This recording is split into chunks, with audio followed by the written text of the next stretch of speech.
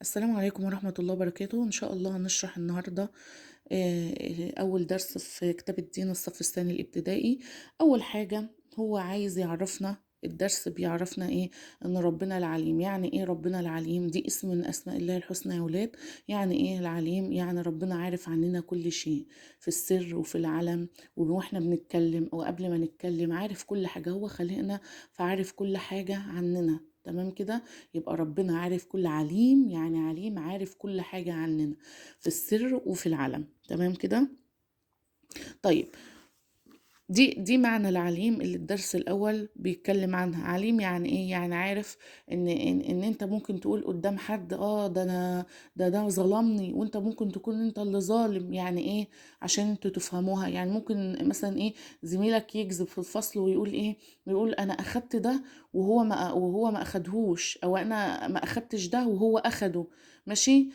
فانت تقوم جاي رايح ايه، مصدقه، بس هو بيكذب. فربنا هو شايفه وهيحاسبه على ده. ماشي؟ فربنا هو شايفه وهيحاسبه على ده. ماشي؟ وهو عارف ان هو بيكذب ولا لأ.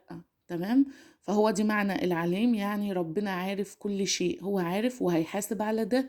يعني هيحاسب اذا كان هو كذاب بيكذب، او اذا كان هو صادق مع ربنا.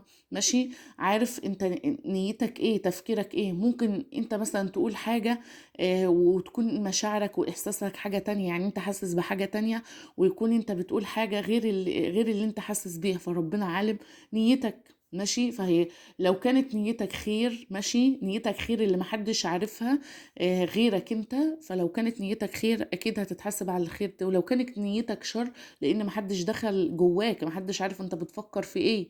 فلو كانت نيتك خير اكيد ربنا هيكرمك على ده وهيديك عليه اجر. لو كانت نيتك شر برضك هتاخد عليه سيئات. تمام كده؟ طب تيجي نحل بقى الدرس، يلا.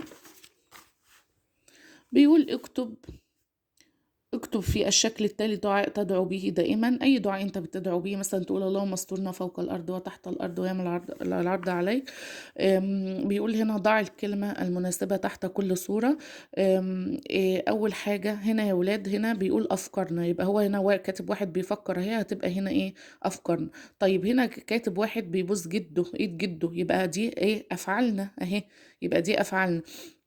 ودي بتتكلم اهي، يبقى اقوالنا. يبقى دي اقوالنا، وبعدين دي افعالنا، ودي ايه؟ افكارنا. تمام كده؟ يبقى دي تاني، اقوالنا، ودي افعالنا، ودي افكارنا. تمام كده؟ طيب، بيقول صل العبارة بالصورة المناسبة. طيب، ان الله يعلم ما في السماوات والارض.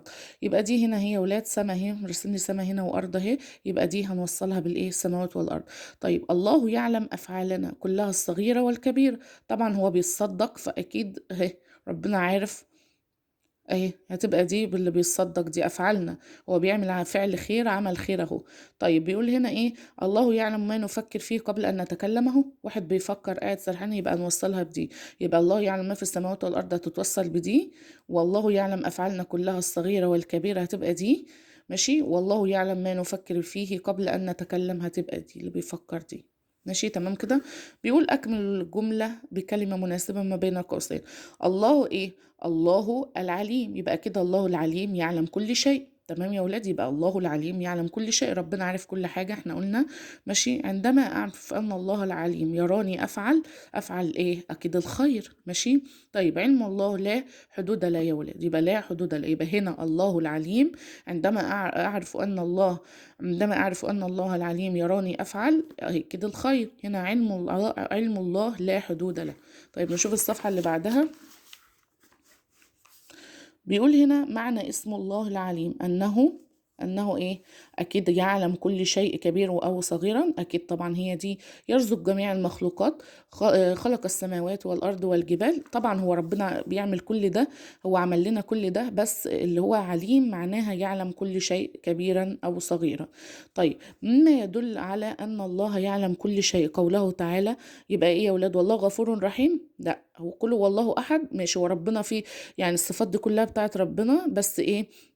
يبقى العليم، ان الله عليم، ان الله بكل شيء ايه؟ عليم.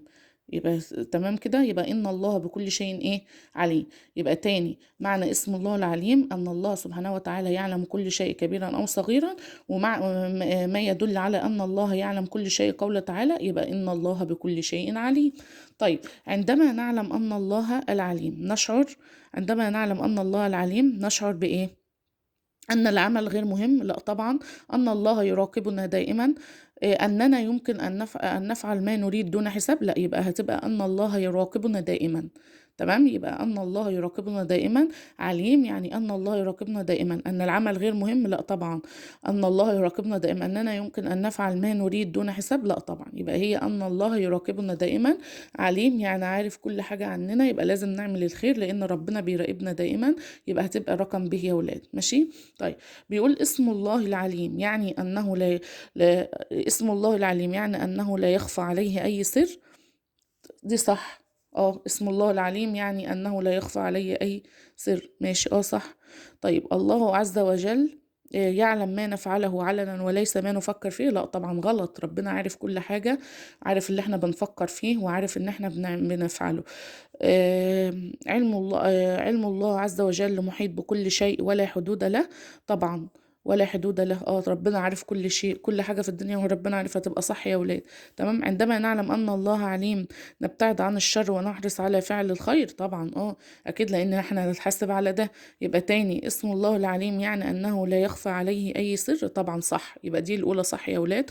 الله عز وجل يعلم ما نفعله علنا وليس ما نفكر فيه؟ لا غلط. ربنا عارف اللي احنا بنفعله علنا وبنفكر فيه.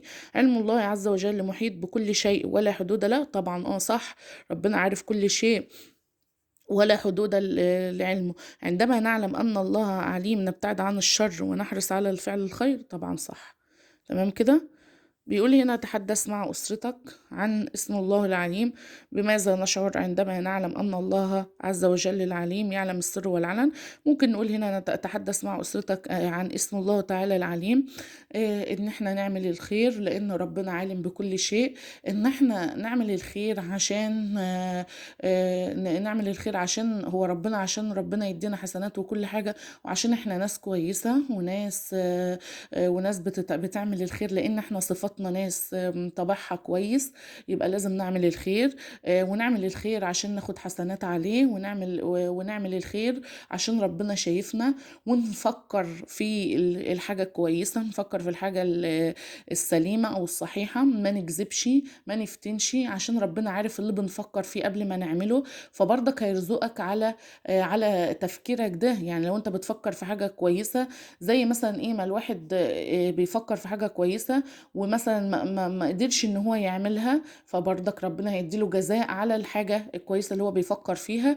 ولو بيفكر في حاجة سيئة برضك ربنا هيديله عقاب على الحاجة السيئة اللي هو بيعملها. تمام. طيب بماذا نشعر عندما نعلم أن الله عز وجل العليم يعلم السر والعلن؟ إن احنا نقوم بفعل الخير دائما، أن نفكر دائما في فعل الخير. ماشي. تمام كده.